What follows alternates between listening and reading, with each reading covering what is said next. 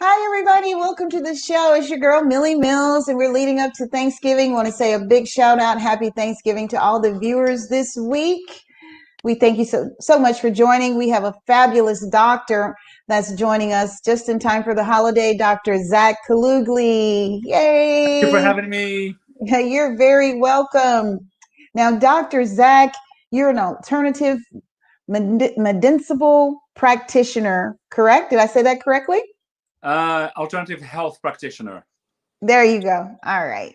Well, it is such a pleasure to have you here with us. And I see that you're from the Austin, Texas area in Pflugerville, a suburb of Austin. Yes. Okay, so you handle complex health cases and you specialize in bioelectric quantum health therapy. Is that correct? Yes. And can you tell us what that consists of, doctor? Okay. It started out as a default after I finished school. I specialized in what we call the REAMS, biological theory of ionization. We were supposed to study this field as an additional modality, kind of to skim over it. But I saw a lot of power in it, and I could not understand how come this modality is not mainstream, because it knows the equation of perfect health. It focuses on health and it does not focus on disease. So perfect health is the benchmark. Okay. So I studied with the people who had the opportunity of working with Dr. Reams. Uh-huh. Then sooner or later, uh, I contracted with a company. They saw value in what I was doing, so I was testing the patients for them. Usually, Mm-hmm. people would come to us when they have exhausted all of their options. They don't Oh. come to see me when they have a flu or they're coughing, but they come to Mm-hmm. see me when the doctors tell them there's nothing I can do for you. And Oh. nobody wants to live with this world. We're so attached, so everybody tries to find an options, and they hear of you, so they solicit your help. Well, that's interesting to know. It's good to know we have an alternative, because when the doctors give up on you, a lot of times patients go to hospice or something like that. And Yes. and of course the family doesn't want to hear that, but it's good to know that we have you, or other doctors like you in our field. So I just want to know all there is. That's why when we made contact, on LinkedIn, and I saw your background, I said, "Wow, this is really good." And I just felt that you could bring a lot of information to the interview. So I just wanted so.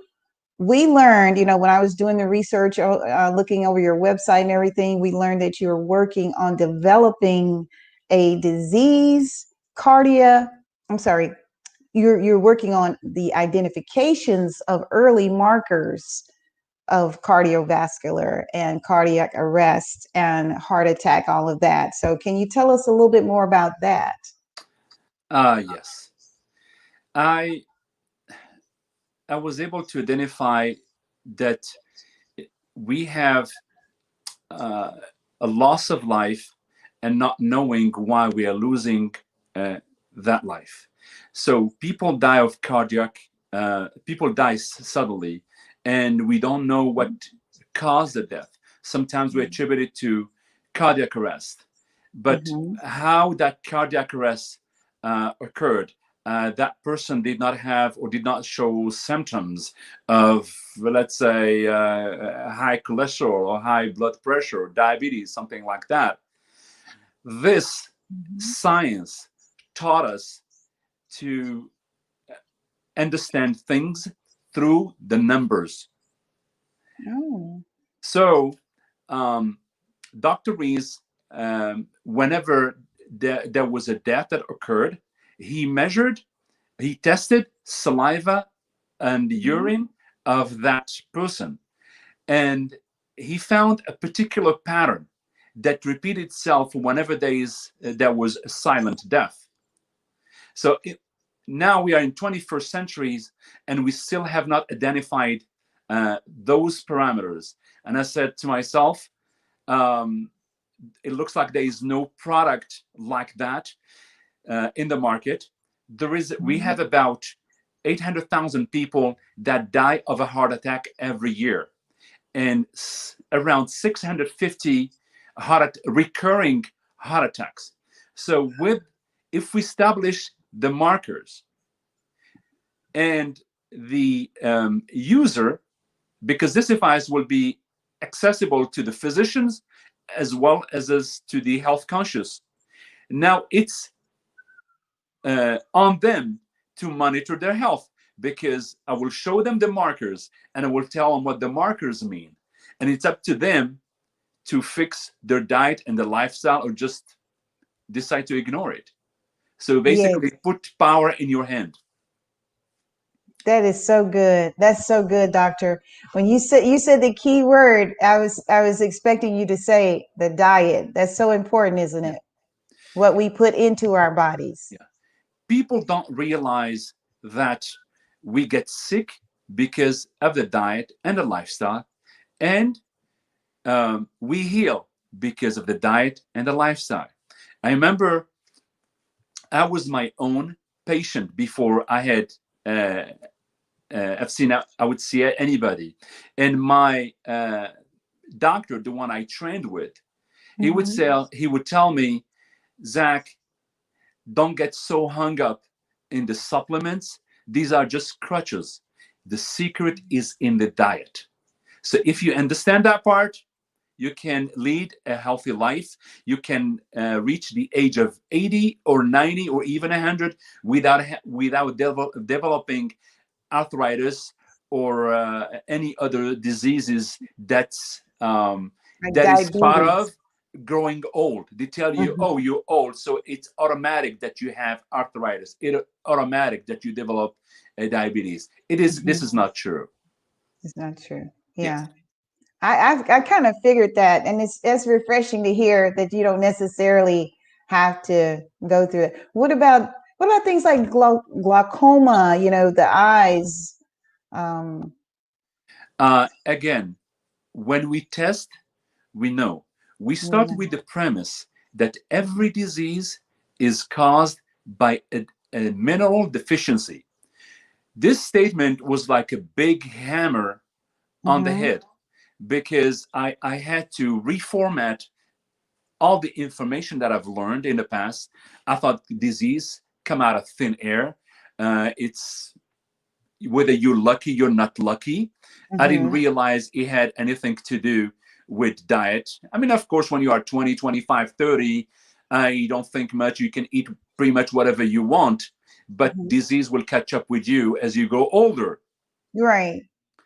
So I kind of lost a little bit what we were talking about. So I can. Yeah, when I was just mentioning things like glaucoma, and you were saying Yes, again, it yes, goes back to the diet, so to yes. speak. Believe it or not, it's a diet. All we have to do, we look at the chemistry and we correct the chemistry. Of course, you don't. It's not. Sometimes it's not easy, and the patient or the client has to observe quite a bit of discipline. The correction doesn't happen overnight, but if you want to go with this route, you want to show discipline and commitment, you will literally reverse and restate your health. You can function at your best. Yes, yes. So how long you been practicing, doctor? How long you been Oh, practicing? I was a mechanical engineer, so I've practiced mechanical engineer for some time. Then I was also a management consultant. I had a job where I traveled 100%. I was never home. Then a loss of two friends to pancreatic cancer. It got me to question. I initially entered a pre-medical program, then decided this is not for me. And what hit it for me was the fact that in 2017, lost a friend to pancreatic cancer, I said, you know what, I want to study something that has the answers to these questions, because in my heart I knew there was something out there that said there's no way, there was no disease I had no was called incurable. So I kept on searching, and I enrolled in the doctorate of naturopathy. Mm-hmm. Mm-hmm. Initially, I was getting bored because I was looking for, as an engineer, I was looking for something you can measure, and I was Yeah. not getting that. I was just studying about herbs and all and so on. But Mm-hmm. once I studied the REIMS, biological theory of organization, and it was measurable, I could test something, I can see, I can read, and I Mm-hmm. can fix, I can help fix. And this, I just decided to specialize in it and just go that route. There's between, I guess, bracket, there's not a whole lot of people in the United States that took the same path that I took, Mm-hmm. because they realized, well, if I go this route, I cannot work in the private office. I cannot work at a hospital. Nobody would hire me. I was not so concerned about that. I was just looking for answers. So Yeah. I decided to go that route. You were willing to take that risk. Yes, yes. Yes. In my mind, I had entrepreneurial mind, so I never thought really I'm going to starve or not being able to make a living or something. So I had that courage built in me. So that's kind of probably what led me to go the route I went to. That is awesome. That takes a lot of courage, doctor. It Yes. does. It does. Yes, it takes a lot of courage. So I was also looking here. I found that I see that you do the saliva and urine testing and Yeah. analysis, in which most of us are familiar with, but you also offer RIMS, biological ionization, RBTI Yeah. testing. This is part of it. The test is part of the RBTI. So Okay. we don't make any um, assumption of what the person has. If I don't test, if I don't see the numbers, Mhm. if they don't speak to me, I don't tell the person just from sight, well, I think you have this or you have that. Interesting incident that happened that kind of led me to go this route. I had a gym buddy who was at the time 63. He was retired from the military. His name was John. Very Mhm. nice guy. One day, um, I was at he was in a spa, and said, and he gave me the impression he was not feeling good. And I said, "How you doing, John?" He said, "Not very good." It was the first time in his life he spoke to me about his family life. He was telling me how his wife was not feeling good and all that. And at the time, I was studying this modality. I said, "Look, I need some patient for my reports. If you don't mind being your wife being one of my patients, it's not going to cost you anything." Mhm. So he decided, yeah, sure. He said, because we've went to any possible doctor we can think of, and we didn't have any answer. So I said, how about Sunday? Sunday, fine. I remember it was sometimes in April 2018. So I Mhm. went to his house. Um, uh, Introduced myself to his wife and asked her for a sample of saliva and urine. And usually we don't think much. It doesn't feel like it's the real deal. And I had to deal with it myself because we Mhm. grew up in a culture that teaches you that the blood is the real deal and urine, Mhm. it's nothing. So I had to Mm. reformat everything that I knew about medicine. So I tested the lady, and I gave her I didn't know back then what I knew today, but I told her what I thought the root cause of what she had. But before I left, I said, John, do you want to get tested? I said, don't worry about it. I said, look, I'd be happy to do it. I would have an extra client. I don't have to fish with other patients. I just have you right here. He said, you see me how I perform at the gym. I'm great, and I ran my 5 miles. I said, look, fine. If you don't want to do it, that's fine. He said, no, no, no, let's do it. So he gave me his sample of saliva and urine, and I tested him. When I saw the number, I was in shock. And the Yeah. first question that I uttered, I said, John, how you doing? And he kind of was taken aback. He said, what do you see? And I said, well, I see some numbers that I myself, I could not believe them, because I see how John performed at the gym. And I said, Mm-hmm. wait, before I do anything, let me recalibrate my instrument. So I went through the process, recalibrated my instrument, tested again, and the numbers were the same. I said, look, John, I said, the numbers are telling me that there is something cooking in your body. Um, uh, you can seek second opinion from your doctor, but I want you to take it seriously. And he was like, get out of here, man. I have, he's like former military and stuff. He said, I have good doctors. I'm well taken care of. I said, look, Mm-hmm. I was trained to trust the numbers. Right. He said, even though you show no symptoms, he said, for me, it doesn't mean anything. Okay, fine. He said he was not too happy about my comments. That was, I think, April 10th, 2018. July the 6th, I believe, of the same year, I received a text message at night. It was John. He said, Zach, I'm at Scott and White Hospital. I just had a heart attack. My heart functions at 20%. Oh my gosh. So that's talking about silent death. He was Mm-hmm. lucky, but Mm-hmm. doctors told him your heart functions 20% efficiency. There's some Mm-hmm. people who don't make it, but his life Right. was turned upside down because he was taking it easy. He made so much money. He was a military overseas. He was a contractor. I know. I was aware Mm-hmm. he made so much money, and he Mm-hmm. didn't just have the opportunity to enjoy that money. He was just like, just living day by day. Oh no. So Man. So the proof is in the numbers. yes, is in the numbers. Yes. Yes. And like you said, we normally go by blood test Yeah. results, so it's Uh, good to know yeah. that's And what the blood parameters or markers and our markers are not the same. So that's why this is not to um, say anything negative. I would say every modality has its place. mm-hmm. For example, in my case, I don't deal with the surgery. I have nothing to do. I don't understand it. But Mm-hmm. consider myself, I'm in the world of prevention. If I can prevent something from happening, why not? I can certainly help correct a situation, but I would rather go with prevention. You see some numbers, if they're going downhill, then I know what to do to correct the Mm-hmm. numbers. And then Mm-hmm. whatever, regardless whether you have some, because sometimes the numbers are going sour, but you don't show any symptoms. Because Right. let's keep that in mind.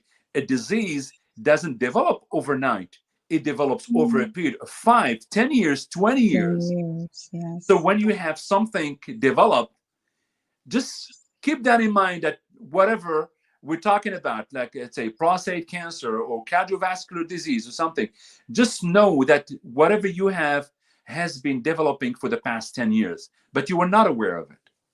Right. Yes. So you can, with your testing with the saliva and our urine, can you, I guess, does it show results for like kind of rare diseases like Crohn's or sarcoidosis? Some of I've those. I have I have not had a chance to test someone who has a Crohn's disease. So I have to Mm-hmm. have many to be able to establish a pattern, because every disease, to say, Mm-hmm. leaves some sort of constellation for us, like a set of numbers. So when you look a number, you know pretty much whether that person is developing cancer or something. It's not something that I share with Oh, my clients, mm-hmm. because my job, if I told you you had cancer, but the way you understand it today is like, Mm-hmm. oh, I'm terminal. But by my world, it's not terminal. Right. Okay. But I don't want to make you worry, because once Worry. you worry, you make the healing process difficult for me. I cannot Yes. help you. So Mm-hmm. I want you to worry the least. So Yes. therefore, from the legal standpoint, I operate in the state of Texas, so I'm not licensed in this field to where I can make diagnosis. So Mm-hmm. from the legal standpoint, I can do it, but I love not to do it because I Mm. would rather help you. If you tell me, okay, now what it is that I can do about it, this is what you need to do, Mm-hmm. and I'll have a solution for you. So Awesome. as long as the body responds and Mm-hmm. you're disciplined, it's a piece of cake, regardless what you have. The only cases we cannot help if some person has a brain tumor in the on the left side, or Mm. um, they've had an accident, to where the what we call the vagus nerve has been Mm-hmm. damaged. Damaged. So Okay. in those two cases, there's nothing we can do with this Mm. modality. Right. All right. But Wow. everything else, if the body responds, we can say it's a win. Well, that's good. Very good. Yeah. So the patients, do they, they put on like a program? Do they come to you for a specific amount of time, 6 months to a year, or how does it work? Yes. Um, I'm not taking as in this case. I don't call them. Again, we are in the state of Texas. I call them clients. So I'm Mm-hmm. not taking as many clients as I wish to take for many reasons. I mean, right now I'm so consumed with the development of this medical device. Right. Um, but they have to qualify. They have to show that they are disciplined. If because the program is not for everyone, Mm-hmm. because it may be difficult. And I'll tell you uh, from my own experience. Some years ago, this modality, I can tell a Mm-hmm. little bit about it. It literally saved my life. Where my primary healthcare provider said that I had nothing. I was on the verge of having a stroke. But how did I find out I was having a stroke? Is the pattern that I had, and I was not feeling so good. Mm-hmm. So sometimes your doctor thinks that everything is in your head. I mean, you're weak, you're tired, you're exhausted, you can't do anything. You think, oh, it's a psychosomatic. It just go away, just give it some time. But inside, internally, I knew I was not. There was something baking inside of me. Right. So I had to seek someone out of state who was specialized in this field, and he was able to help me. But to tell you the truth, when he told me what I was supposed to do, and I thought Mm-hmm. I was going to do it for a week, and he said, "No, Zach," he said, "You're not 20 anymore." He said, "It's going to." He said, "If you want to reach perfect health," he said, "it's going to take you a good 4 to 5 years." And I was like in shock. I said, Mm. seriously? He said, yes. It's not so difficult, but it's the lifestyle that you have to interrupt. I mean, you are used to having this. Let's speak in general. Let's say someone is used to stopping by McDonald's and having the Yeah. bacon mac, whatever it is, early morning. So one thing that I mean, I don't eat pork, just in between bracket, but in this, if there is anything that you learn in this modality, is that the pork is the one meat or one product you should never have, because it causes the body to lose energy in a short period of time. And in this science, we measure energy. So the more energy you lose, the worse off you are. Mm-hmm. So let's assume someone, let's say I was a pork eater and I went to this doctor and he says, well, you can't have pork anymore. And he said, well, that's for a week. No, no, no, actually for a good five, no, ever in your life.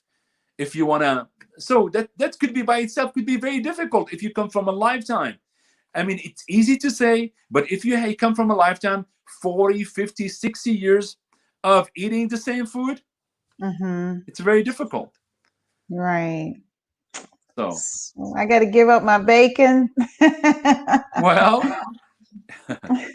we're not there yet. We're not there yet. Yeah, I love my bacon in Yeah. in mornings. That's the only time I eat pork though. Is just breakfast food. But what we do, we measure loss of energy in with this modality, and we try to stay away from anything that make us lose energy. I'll tell you something that will surprise you. So I'm talking to this doctor on the phone. He's from West Virginia, Mm-hmm. and I had the instrument. I tested myself, took the numbers, and he said, "What are your numbers?" So I read my numbers to him. Someone I never met in my life. He looks at my numbers, and this is what he said.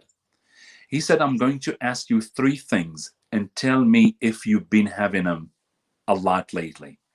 I said, "Just go." He said, "Have you had any chocolate?"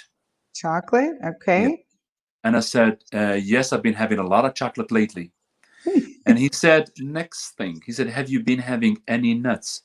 I said, "Yes, but what this has to do with my illness?" He said, "Third question." He said, "Have you been drinking tea?" And I said, "Yes, I've been drinking." So I was consuming all those three items at the same time. Oh my gosh. And you read in scientific articles that's not that good for you. That tea is excellent for you, and chocolate, dark chocolate, is good for you. And here's somebody in West Virginia telling me all this. So I'm trying to prove to him is wrong. It's like, well, with Chinese people, they drink tea.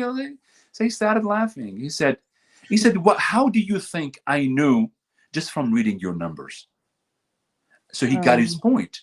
Because Mhm. after those three questions, he didn't ask anything else. He didn't ask me whether I was eating pork. He didn't ask me whether I was drinking alcohol, whether I was smoking. He asked me none of that. He asked me those three simple questions. And I said, "How do you figure that out?" He said, "It's in the numbers." He said, "It's in your pattern." Wow. So tea, nuts, and what else? And chocolate. And chocolate. Oh He wow. he read it. He knew, because he knew the amount of energy I was losing. So when he read those numbers, he he he just wanted to confirm. He said, "Have you needed?" I said, "Yes, I've been doing that, and in large quantities." So Wow. I had to give him up. Da. Well, I've Yeah, been this, cheating. I've been cheating. you've But been cheating. Just a so little. early on in the process, so it's not good. It's not good to like just call it quit. But for a while, I did not have those foods. But now, every once in a blue moon, I have a little bit of chocolate or I have some nuts or something, but not in excess. Kind of just to kind of quench my or to satisfy my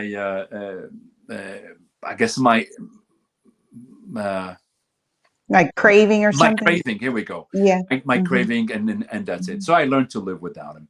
The key Is thing, this what the I key didn't thing is mean to to find a interrupt? substitute. Right. I was going to ask you, is this the device right here? Is that the device that you use? No, that this device. This is what I'm trying to. This is a device I created, but I'm trying to Mm-hmm. put in the market. Oh. So it's Oh. still so it's not physically out there yet. There's still Mm-hmm. some research and testing that needs to go there and needs to be cleared by FDA and all that. But this is Mm-hmm. actually the device that we are building. You're building this one. Yes, yes. Oh, what about this? Is this what No, you? no, no. This is Okay. made by trying to find try to remember by a U.S. company. It's Okay. some pH, some sort of fancy pH meter and all that. Oh, Yeah, okay. All yeah. right then. Yeah, that's just one of your nice photos that we got off the line Back there. back in the day when I was handsome. Dr. Zach, tell everybody where you located in Pflugerville. How can they come and visit you? Your contact information. Well, I have an email address that's fairly simple: drzak.us. That's drzak.us. Make sure it's not .com, because you would Okay. end up some other place. I don't know, but it's drzak.us. And Okay. my email address is drzak@drzak.us. Okay. So All right. That's easy to remember. One more time. Say it one more time for them. Your uh, email. the email Mhm. drzak at Mhm. drzak.us. Dot That stands for US. Dr. Zach at drzach.us. Yeah, awesome, awesome. Well, we thank you so much for stopping by. You know, we realize it's right before Thanksgiving, and you took time to come in and share all this wonderful knowledge with us. I hope, you know, the viewers learned from it. I mean, it really has helped me, and I'm sure it will help so many others. We hope, you know, to see you to just continue to just grow and bring great knowledge to us and help us all get better. Very good. Thank you very much for sharing your platform with me and sharing your audience with me. I feel honored for Very being well. in your channel today. Thank you very much for the opportunity. And You're holler at me whenever you need health information. I sure will. Thank you so much again. We hope Wish you you the best. guys have a safe and wonderful Thanksgiving. Thank you very much. You're very welcome. Ladies and gentlemen, we just talked with Dr. Zach. He's out of Pflugerville, a suburb of Austin, Texas. We thank you guys so much for listening. Thanks for tuning in to Bring It in the House. In 2 weeks, we'll be back and we'll be talking with Latrina Mitchell. She's our next guest. She's a published author. She's written fabulous books, and she's all the way from Arkansas, Marble, Arkansas, on the next Bring It in the House.